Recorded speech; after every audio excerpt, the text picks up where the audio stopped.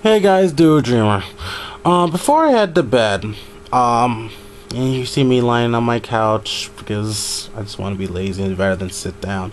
But anyway, I want to quickly talk about something that I've heard over the weekend about, and a big, huge announcement, a revelation of an urban legend came true, and a team excavating who is excavating at a landfill in New Mexico has uncovered the cartridges of the E.T. video game for the Atari. Now, for those of you who don't know what this urban legend was talking about, this was an urban legend surrounding this game because this game was actually considered one of the worst, probably the worst video game ever made. Sales for this game was so bad that Atari had a lot of extra cartridges that was never sold, and instead of putting it in a warehouse, they decided to dispose of them in a landfill in New Mexico, which is kind of interesting when you talk about aliens and New Mexico, Roswell, New Mexico, and all that stuff. But anyway, so this was actually an urban legend that's been going around the video game community for decades. The first time I ever heard about this urban legend was actually from Chris Boris. It was during one of his episodes when he was doing a review on E.T. Video games. And I always thought, like, this is actually interesting. This is actually really true.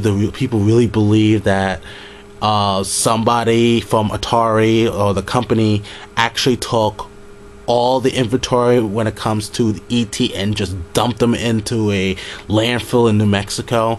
And it turns out that when I did the research, a lot of people do believe that's what was going on, and it's considered to be an urban legend. And even James Rolfe was actually creating his movie based on this legend. You know, everybody wanted to have him to review E.T., even though a lot of video game reviewers have been reviewing this game for years upon years upon years. And everyone wanted him, and now he's finally going to be doing that through his first ever movie. And we've seen trailers and the synopsis of it that he's trying to uncover this whole urban legend of the E.T. Video games being buried in New Mexico. Now, with this revelation, people do kind of wonder what's going to happen with James Rolfe's movie.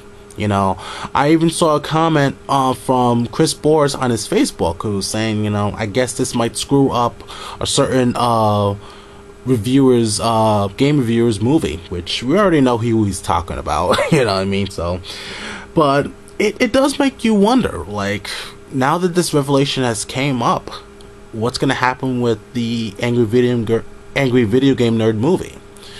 You know, is the whole revelation is going to lose the spark of the whole point of the movie? You know what I mean?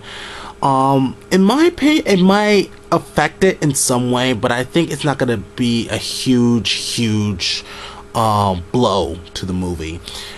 I believe that when people watch this, even though this whole revelation has been uncovered, I think people are just gonna watch it for the sake of, like, you know, I used to think that way because there was a lot of people in the video game industry and in the video game community who were really questioning about this whole legend, and it's like kind of a nice way to pay homage to the legend in a way, you know what I mean? To, like, say, like, wow, I didn't know people were that crazy of this legend and going great lengths to try to uncover the secrets of it, you know what I mean? So I think this is a great way to pay homage to it by James Rolfe. I know it's probably going to lose a little bit of steam, but I don't think it's going to lose that much, in my opinion. So I think that, you know, the movie should still go on. I know some people may think that, you know, what's the point of making the movie now? I mean, he's almost already done. You know, you've seen the updates. He's still working on it, and the fact that he spent thousands and thousands of dollars, not just his money but also other people's money that he asked for to donate, you know, can't back out now. You know what I mean? He still has to deliver. So in a way, I think of it as paying homage to the legend and how people believed in this legend and stuff like that. So I don't think it's going to be a big deal. So like I said, I think James should still make this movie, because I'm still looking forward for this movie too. You know what I mean? It's still going to go on. You know, I know there's going to be skeptics now who believe that it's not going to happen now that this legend is uncovered. But what do you guys think? Do you think James Rolfe should continue doing this movie, or do you think he should stop it altogether because the punchline is pretty much not going to be there? Or do you think, like how I feel, it's just paying homage to the legend itself?